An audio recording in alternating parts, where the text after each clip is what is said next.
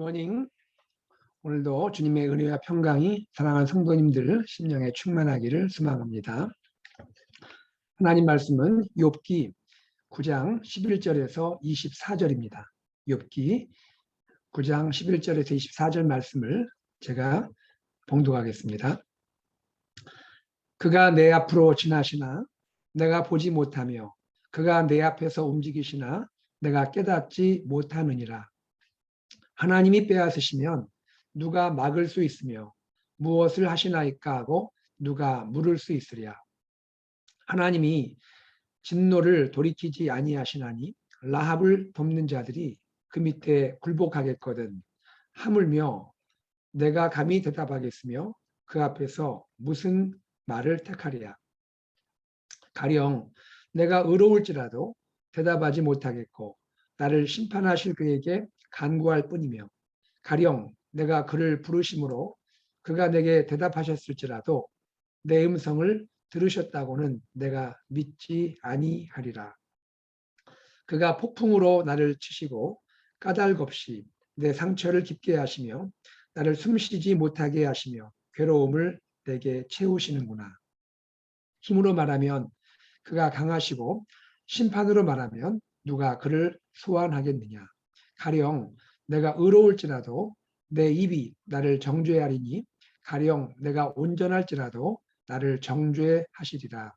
나는 온전하다마는 내가 나를 돌아보지 아니하고 내 생명을 천히 여기는구나.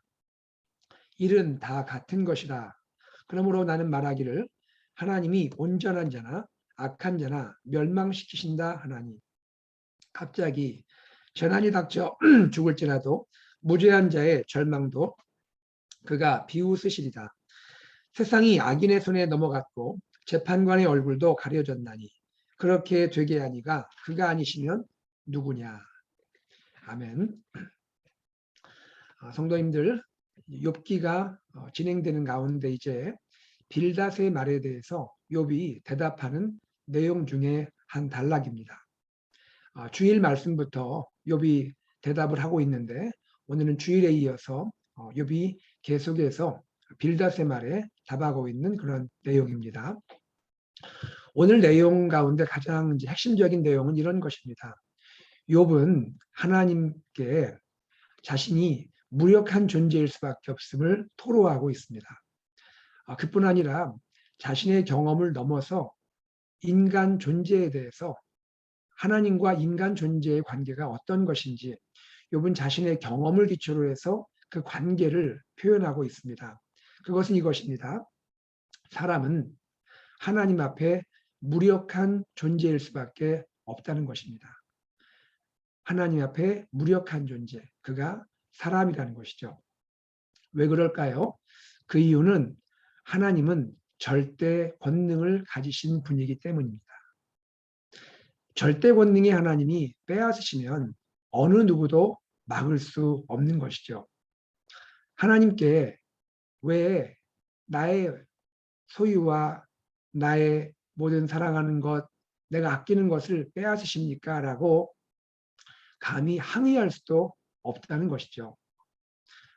더욱이 하나님이 진노하시면 누구도 막을 수가 없습니다. 하나님 앞에서는 절대 복종만이 있을 뿐이죠. 바로 이러한 내용들을 욥은 자신의 경험을 통해서 그것이 사람과 하나님과의 관계인 가장 핵심적인 내용으로 표현하고 있는 것입니다. 자, 그 내용을 11절부터 14절에 표현하고 있는데 함께 읽어보겠습니다. 그가 내 앞으로 지나시나 내가 보지 못하며 그가 내 앞에서 움직이시나 내가 깨닫지 못하느니라. 욥은 내 앞으로 하나님이 지나사 물론 내가 보지 못했지만 하나님이 나와 관계를 맺으시며 내가 하나님에 대한 경험이 있음을 표현하고 있죠. 바로 이것은 욥이 하나님과 갖는 자신의 개인적인 경험을 지금 보여주고 있는 것입니다. 그 경험을 통해서 사람과 하나님의 관계, 인간과 하나님의 관계로 확대해 나가는 것을 우리가 12절부터 볼 수가 있는 것입니다. 하나님이 빼앗으시면 누가 막을 수 있겠으며 무엇을 하시나이까 하고 누가 물을 수 있으랴. 하나님이 진노를 돌이키지 아니하시나니 라합을 돕는 자들이 그 밑에 굴복하겠거든. 하물며 내가 감히 대답하겠으며 그 앞에서 무슨 말을 택하랴라고 말합니다. 하나님이 하시는 일을 누가 맡겠고 또 하나님께 왜 그러십니까? 라고 감히 물을 자가 누가 있겠느냐라는 것이죠. 특별히 13절에 보면 이런 표현이 있죠. 라합을 돕는 자들이 그 밑에 굴복하겠거든. 여기 라합은 우리 창세기에서 나오는 그 여인 라합이 아닙니다. 그 라합이 아니고요. 라하브라는 괴물을 의미합니다. 지난번에 우리가 리워야단, 바다 괴물을 생각했지 않습니까? 신화적인 존재죠. 동방에 신화적인 존재로 알려져 있는 리워야단과 같은 그러한 괴물 라합입니다. 악한 괴물입니다. 이 악한 괴물 라합을 돕는 자들도 그를 지지하는 자들도 라합이 강력한 존재라 생각해서 라합의 권세 아래에서 라합을 지지하고 돕는 자들조차도 결국에는 하나님 앞에서는 굴복할 수밖에 없다는 것이죠. 하나님은 크신 신이라는 것이죠. 하나님은 크신 절대 권능의 존재라는 것이죠. 이렇게 라합을 돕는 자들도 결국에는 하나님 앞에서는 굴복할 수밖에 없는데 어찌 내가 그 절대 권능의 하나님 앞에 대답할 수가 있겠고 무슨 말을 하기로 내가 택할 수가 있겠느냐라고 말하는 것이죠. 여기에서 자신이 고난 가운데 하나님 앞에 아무런 말도 할 수 없고 아무런 어떠한 대응도 할 수 없는 그런 가운데 하나님의 그 하시는 일을 지금 겪고 있고 본인이 당하고 있고 그런 가운데 하나님 앞에서 내가 아무 말도 할 수 없는 그 사실을 통해서 사람이란 존재는 원래 그런 거야.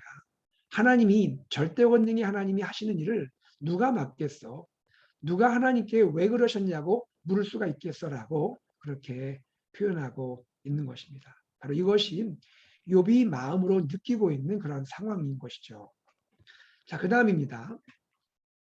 그 다음에 욥은 15절부터 그 다음 내용에서 자신이 의로울지라도 내가 어찌 답을 할 수 있겠느냐라는 식으로 그 이야기 전개가 조금 바뀌어가고 있는 것을 보게 됩니다. 욥은 내가 의로울지라도 감히 하나님께 대응할 수 없다, 대답할 수 없다라고 말하고 있는 것이죠. 자, 그 내용을 보겠습니다. 15절에 보니까 가령 내가 의로울지라도 대답하지 못하겠고 나를 심판하실 그에게 나 간구할 뿐이다. 여기 욥은 가령 내가 의로울지라도 내가 의롭다 할지라도 내가 이 일에 있어서 사실은 죄가 없고 잘못이 없이 이 일을 당할지라도 내가 의로울지라도 하나님께 무슨 말을 하겠느냐라고 말합니다. 여기에서 욥은 은연히 무엇을 나타내고 있는 겁니까? 사실은 이 고난에 있어서 나는 상당히 지금 억울하다라는 표현을 하고 있는 것이죠. 나는 의로운데 사실은 내가 이 고난 당할 이유가 없는데 이런 고난을 당하고 있음을 표현하고 있는 것이죠. 그럼에도 불구하고 내가 의로울지라도 이 고난을 당한다 해서 내가 절대 권능의 하나님께 무엇을 말하겠느냐라고 말하고 있는 것입니다.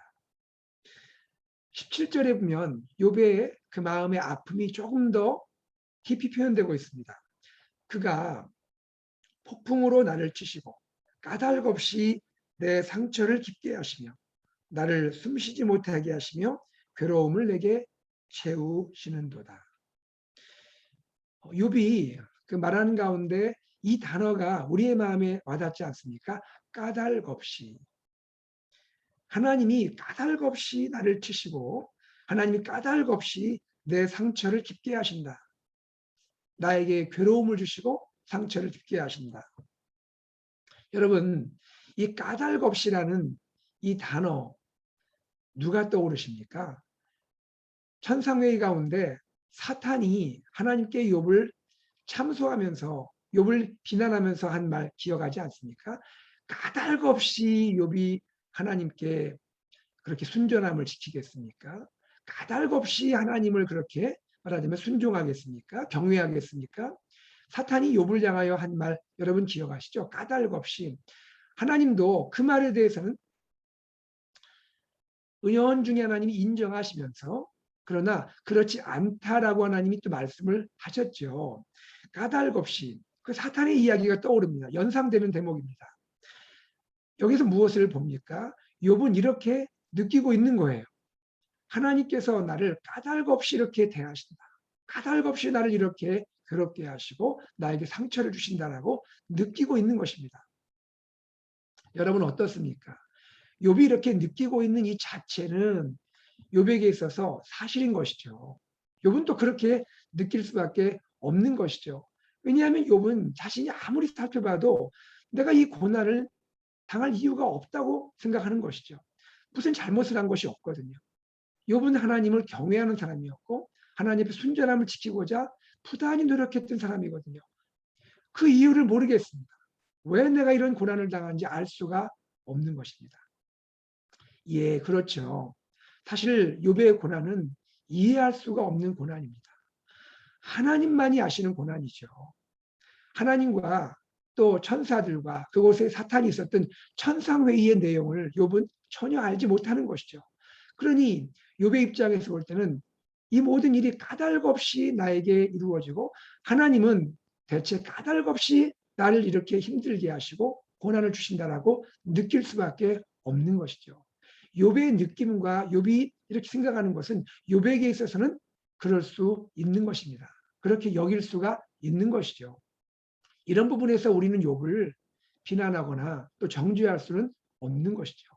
그렇게 느끼는 것뿐입니다. 자, 욥은 더욱더 나아갑니다.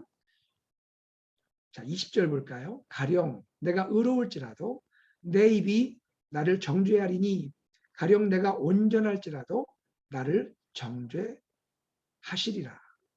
욥은 여기서 조금 더 나아가죠. 나는 지금 의롭다라는 거예요. 그리고 나는 지금 온전하다는 거예요. 여기 온전하다라는 표현들이 20절과 21절 나오는데요. 이 온전함은 욥의 전반부에서 우리가 생각했던 그 단어로 말하면 순전하다는 표현입니다. 순전하다. 나는 사실은 순전한데 그러나 그 순전함이 무슨 소용이 있겠느냐 이거예요. 순전하더라도 내가 하나님께 무엇을 말하겠느냐. 내 순전함이 있다 하더라도 내 입이 나를 정죄하는 거 아니야. 내가 순전하지만 내가 나를 돌보지 못하는 것 아니야.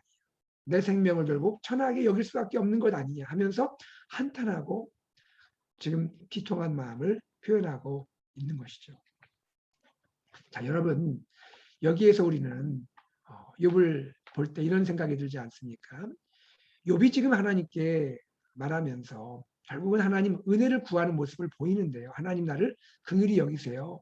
하나님 나를 좀 은혜 베풀어 주세요라고 그런 마음을 담아 표현하고 있는 것처럼 보이기도 합니다만 그럴에도 불구하고 그 모습은 어떻게 느껴지십니까? 이것은 일반적으로 회개하는 자가 하나님께 은혜를 구하는 그런 모습이라기보다는 힘없는 피조물이 나름 내가 무언가 하나님께 하고 싶은 말이 있음에도 불구하고 하나님 참 나는 너무나 답답합니다.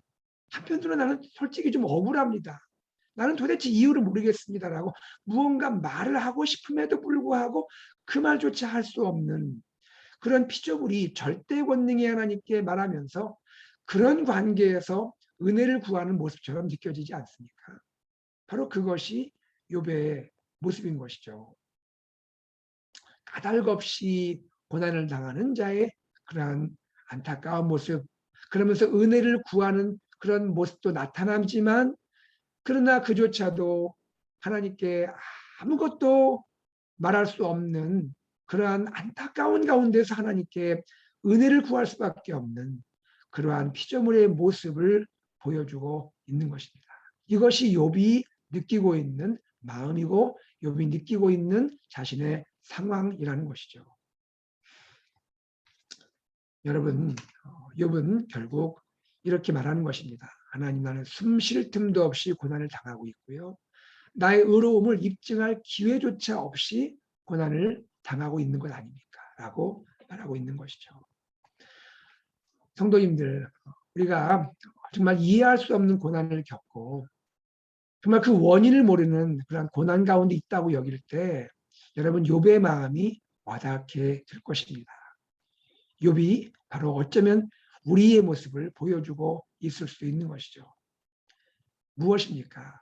하나님 왜 이러세요? 하나님 왜 저에게 이렇게 하세요? 저 너무 힘듭니다. 너무 지금 고통스럽습니다. 왜 이렇게 하나님 저에게 하세요? 그러면서도 하나님 제 이 의로움들을 제 순전함을 표현할 기회조차 없지 않습니까? 제가 무엇을 말씀드릴 수가 있겠습니까? 하나님 도대체 제가 어찌해야 하는 것입니까? 너무나 답답합니다. 하나님 너무나 힘이 들고 너무나 괴롭습니다.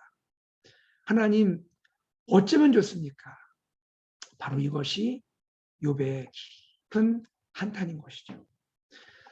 그러면서 참 그 가슴 아픈 이야기가 나옵니다. 가슴 아픈 이야기. 저는 이 부분이 참 가슴 아프게 다가오는데요. 22절에서 24절의 내용입니다. 욥이 이런 말을 합니다. 일은 다 같은 것이라. 결국 만사는 다 같은 것 아니냐. 그러므로 나는 말하기를 하나님이 온전한 자나 악한 자나 멸망시키신다 하나니. 여러분 욥은 이렇게 느끼고 있는 거예요. 만사가 다 마찬가지다.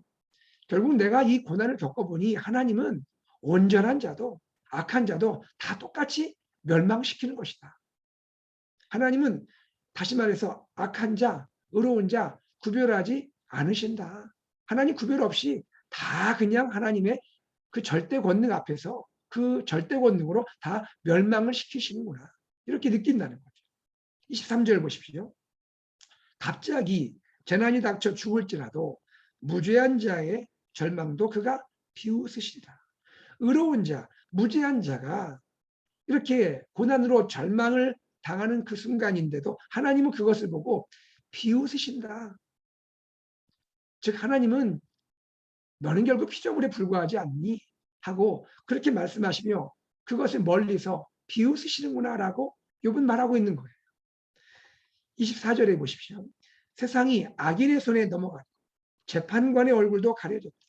이 세상은 결국 악인의 손에 다 넘어갔고 의인들은 재판관의 얼굴로부터 가려졌다.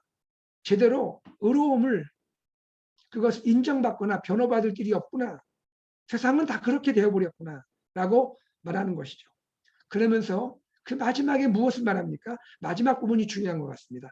그렇게 되게 한 이가 세상이 악인의 손에 넘어가게 하고 또 의인들의 모든 이 억울한 일들이 그 재판관의 얼굴로부터 가려지는 이 모든 상황이 누가 한 것이냐? 결국 이 책임은 누구에게 있느냐? 그렇게 하게 한 이가 그가 아니면 누구냐? 그는 누굽니까? 하나님이죠. 하나님이 이렇게 하신 것이 아니면 누구냐라고 말하는 것입니다. 이 모든 이해할 수 없는 세상에 돌아가는 모든 일들의 책임이 결국 하나님께 있는 것 아니냐? 하나님이 다 이렇게 하시는 것 아니냐라고 하나님께 그 책임을 돌리고 있는 것이죠. 여러분 일반적으로 우리가 이 욥의 말을 딱 들으면 말이 안 되죠. 욥 지금 너 지금 무슨 말을 하고 있는 거야? 너 지금 정신이 있는 거야? 아니 하나님께 어떻게 이렇게 말을 할 수 있지? 이 세상의 모든 이 이해할 수 없이 돌아가는 도대체 상식적으로 납득이 안 되는 이 모든 일이 돌아가는 거 그거 다 하나님께 책임이 있는 거 아니야? 하나님께 다 그 책임을 돌리는 이 모습 너 욥 어떻게 이렇게 말을 할 수 있어? 라고 우리는 나무라고 싶은 마음이 들 수도 있는 것이죠. 말이 안 되잖아. 어떻게 하나님께 이 모든 세상에 이 이해 안 되게 돌아가는 상식적으로 납득이 안 되게 돌아가는 이 모든 일에 대해서 하나님께 다 책임을 돌리고 있는 거야. 너 정말 문제가 있어. 이렇게 우리가 좀 나무라고 싶은 마음도 한편으로 들지 않습니까? 그럴 수 있죠. 왜냐하면 우리는 성경 전체를 통해서 하나님이 누구신지 하나님이 어떤 성품을 가지시고 어떤 속성을 가지신 하나님인지 우리를 알기 때문이죠. 그러나 여기서 우리가 사실 욥에게 비난하고 정죄하고 욥을 판단하기보다는 욥이 이 표현하고 있는 그 마음이 도대체 무엇인지를 먼저 다가가고 우리는 거기에 대해서 한번 귀를 기울일 필요도 있는 것이죠. 그것이 어쩌면 더 먼저일 수 있는 것입니다. 욥은 결국 무엇을 말하는 것입니까? 욥이 하나님을 정말로 이해 못해서 하나님을 전혀 몰라서 이렇게 말하는 것일까요? 그렇지 않죠. 욥이 여기서 이렇게 표현하는 것은 무엇입니까? 저는 이렇게 생각이 됩니다. 자조 섞인 탄식이라고 생각됩니다. 자조 섞인 탄식, 자조 섞인 한탄이죠. 내가 당한 이 고난을 경험을 해보니 도대체 이해가 안 되는 것이죠. 도대체 설명이 안 되는 것이죠. 도대체 어디부터 어떻게 시작되고 어떻게 마무리될지 알 수가 없는 것이죠. 이런 가운데 그가 너무나 괴롭기 때문에 자조 섞인 한탄, 자조 섞인 이러한 탄식을 하나님께 쏟아내고 있는 것이죠. 욥은 그렇게 말하는 것이죠. 하나님, 도대체 내 경험으로 볼 때 이해가 안 됩니다. 그리고 하나님, 왜 이렇게 세상 일들을 그냥 두시는지, 왜 이렇게 진행하도록 하시는지 알 수가 없습니다. 저로서는 이 모든 것에 그 원인과 책임이 하나님이라고밖에는 말할 수가 없네요. 라고 말하는 것이죠. 바로 이 모든 것이 욥의 탄식이고 고난인 것입니다. 그 모든 고난의 한탄이라고 우리는 생각할 수밖에 없는 것이죠. 여러분 어떻습니까? 욥의 탄식과 한탄, 그 깊은 자조 섞인 한탄까지 우리가 들었습니다. 어떻게 생각되세요? 욥의 마음이 한편으로 또 이해되지 않습니까? 까닭없이라고 하는 욥의 그 탄식과 그 욥의 아픔들 우리 마음에 와닿지 않습니까? 욥은 그렇게 고난 가운데 있는 것입니다. 여러분, 우리는 욥을 판단하고 정죄하고 비난하기 전에 욥의 마음을 헤아릴 수 있습니다. 그리고 어쩌면 우리도 욥처럼 이런 한탄할 때가 있지 않습니까? 정말 이해할 수 없는 고난 가운데 있을 때 욥처럼 자조 섞인 탄식을 할 때도 있지 않습니까? 바로 이것이 우리의 모습이고 우리의 실존적인 그러한 고백이라 말할 수가 있는 것이죠. 그러나 여기에서 우리는 이렇게 생각할 수도 있을 것 같습니다. 저는 묵상하면서 이런 생각을 했습니다. 욥에게 이런 말을 할 수는 있을 것 같아요. 그것은 무엇이냐면 사랑하는 욥, 그대의 말을 이해할 수 있을 것 같아요. 당신의 말을 내가 공감할 수 있을 것 같습니다. 얼마나 힘이 들면 이렇게 말을 하겠습니까? 그러나 이것을 기억하면 좋겠습니다. 욥 자신이, 욥 그대가 이 의로움들이 자신의 이 억울함들이 전혀 표현도 될 수 없고 그것이 전혀 하나님께 닿을 수 없다라고 그대는 표현하고 있지만 정말 그럴까요? 하나님이 당신의 마음을 전혀 모를까요? 하나님이 당신의 이 깊은 한편으로 억울함, 한편으로 이 답답함, 한편으로 어떻게 이것을 내가 표현할 수 있을까 하는 그 안타까운 마음, 하나님은 그것을 또 모르실까요? 하나님은 당신의 마음 깊은 곳에 있는 이 아픔과 그 고통스러운 마음조차 하나님이 그것을 모르실까요? 하나님 그것을 헤아리지 않으실까요? 하나님이 정말 그런 분이실까요? 욥 힘들지만 하나님을 다시 생각하면 좋겠습니다. 하나님은 당신의 이 깊은 아픔, 까닭없다고 느껴지는 그 마음조차도 하나님은 헤아리고 계십니다. 조금만 더 인내하고 기다리면 좋겠습니다. 하나님이 당신의 그 마음을 이제 드러내주고 그 마음조차 하나님께서 다 해소할 그 시간을 곧 보여줄 겁니다. 하나님이 그 시간을 당신에게 마련해 줄 겁니다. 너무 그 괴로움에 빠져서 그렇게 하나님을 그렇게까지 오해하지는 마십시오. 하나님이 당신을 알고 있고 당신을 보고 계시고 당신의 마음을 헤아리고 있습니다. 라고 우리 그렇게 말할 수는 있을 것 같습니다. 그리고 또 한 가지 저는 이런 말을 좀 하고 싶습니다. 욥 힘들죠. 너무나 고통스럽죠. 그러나 지금 이 순간도 하나님은 당신과 함께 하십니다. 당신과 함께 하고 계시고 지금 당신 곁에서 당신을 바라보고 계십니다. 하나님은 지금 이 순간도 당신을 사랑하고 계십니다. 하나님은 당신을 무척이나 사랑하고 계십니다. 힘내십시오. 조금만 견디십시오. 하나님의 때가 올 겁니다. 그렇게 말하고 싶은 생각이 묵상하면서 들었습니다.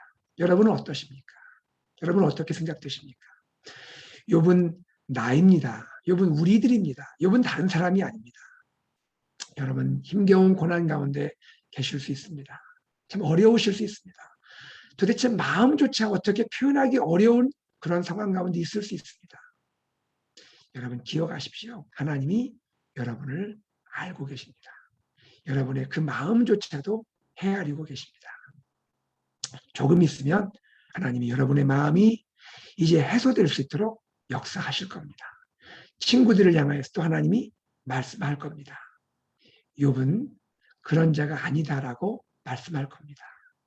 조금만 더 기다려라 하시는 그 마음이 여러분에게도 전달되면 좋겠습니다. 여러분 고난 가운데 하나님을 생각하시고 하나님을 신뢰하시고 하나님이 내 곁에 계시고 나와 함께 하시고 이제 조금 있으면 하나님이 나의 마음을 풀어주시고 모든 것을 해소시킬 것을 믿고 여러분 잘 인내하시고 조금 더 견디시고 하나님 앞에 믿음으로 나아가는 우리 성도님들 되시기를 간절히 소망합니다. 하나님이 여러분을 사랑하십니다. 무척이나 사랑하십니다. 고난만 주시는 분이 아닙니다. 하나님은 사랑하시고 이 고난의 결말에서 하나님이 얼마나 여러분을 사랑하시는지 또 여러분이 얼마나 존귀한 사람인 것인지를 하나님이 나타내 주실 겁니다. 오늘도 이 하나님 의지하고 신뢰하고 믿음으로 승리하시는 성도님들 되시기를 간절히 소망합니다. 함께 기도하겠습니다. 하나님 아버지 주님의 은혜와 사랑을 감사합니다. 까닭 없이 당하는 것 같은 고난의 현실 속에서 욥의 한탄과 욥의 탄식과 자주 섞인 듯한 그러한 아픔의 그러한 고백들을 우리가 들었습니다. 하나님, 욥은 바로 나이고 욥은 우리들입니다. 하나님, 때로 우리가 이해할 수 없는 고난 속에 있을 때 하나님의 그 깊은 섭리를 다 알지 못하여서 까닭없는 고난을 당하는 그러한 마음으로 우리가 주님께 부르짖고 안타깝게 하나님께 나아가고 때로 울면서 하나님께 토로할 때가 있습니다. 하나님, 우리의 마음을 아시죠? 하나님, 우리 성도님들의 마음을 아시죠? 얼마나 힘이 들면 얼마나 고통스러우면 하나님께 그렇게 탄식하며 나가겠습니까? 하나님, 우리를 헤아려 주시고 우리를 만져주시고 우리의 마음 가운데 주여 내가 너를 사랑한다. 내가 너와 함께한다라는 그런 마음을 들려주시고 조금만 더 견뎌라. 조금만 더 인내하라 하는 하나님의 마음을 우리가 들을 수 있도록 은혜 허락하여 주시옵소서. 우리 성도님들 가운데 고난 가운데 계시고 여러 가지 어려움 가운데 있고 특별히 팬데믹 이 상황에서 말할 수 없는 그 고통 가운데 계신 분들 주님이 한 분 한 분 찾아가시고 위로하시고 사랑하시고 힘주시고 위로하시고 조금만 더 견디면 하나님이 이 모든 일을 풀어주시고 답답한 마음조차 해소시킬 것임을 하나님 말씀하여 주시옵소서. 감사드리며 우리 주 예수 그리스도 이름으로 기도드리옵나이다. 아멘. 시간 기도할 때 하나님 말씀을 기억하면서 함께 기도하기 원합니다. 또한 기도하실 때 우리 주변에 고난당하는 성도님들을 생각하면서 하나님 그 상황도 풀어주시고 그 마음도 만져주시고 그 마음 가운데 하나님의 사랑을 다시 한번 깨닫고 하나님과 다시 사랑의 관계로 회복되며 하나님이 잠시 후에는 이 고난의 아름다운 오히려 결말도 주시고 모든 관계도 해소시킬 것을 믿고 신뢰하며 하나님께 오히려 믿음으로 나아가게 해주십시오라고 우리 고난당하는 형제와 자매들 지체들을 위해서 기도하시기를 바랍니다. 우리 교회를 위해서 기도하실 때 우리 섬기시는 모든 리더십과 또 수고하시는 한 분 한 분을 위해서 기도하시기를 바랍니다. 그리고 우리 교회 예수 산책 비전을 위해서 말씀, 제자, 미셔널 공동체를 향하여 우리가 나아가게 하여 주시옵소서 기도하시기 바라고, 교회 여러 가지 행사들을 위해 기도하시고, 이제 주님이 귀하게 세우신 임직자분들 교육이 이제 곧 시작이 됩니다. 하나님께서 한 분 한 분 재임하시는 분들, 또 신임으로 세워주신 분들 하나님 앞에 기도함으로 또 중성스럽게 교회를 섬길 수 있도록 하나님 한 분 한 분 은혜 주시고 축복하시고 힘 주십시오라고 우리가 기도하고요. 또 교회에 여러 가지 한 가지 행사들을 위해서 기도해 주시기 바라고, 또 어린이 부서 현장 예배를 위해서 리더십이 기도하고 또 계획하고 있습니다. 하나님, 이제 하나님의 때에 우리가 함께 어린이들도 주님께 예배할 수 있도록 은혜 허락하여 주시옵소서 기도하시기를 바라고, 이제 또 결혼을 앞둔 가정을 위해서 기도하시고, 어제 또 장례식이 마친 우리 귀한 가족들 마음에도 주님이 은혜를 베풀어 주시고 또 위로하시고 세임 주십시오라고 함께 기도하시기 바랍니다. 환우들을 위하여 주님께 기도하시기 바랍니다. 우리 다 함께 여러 가지 기도 제목을 놓고 간절히 기도하고 또 일상으로 나가겠습니다. 함께 기도하겠습니다.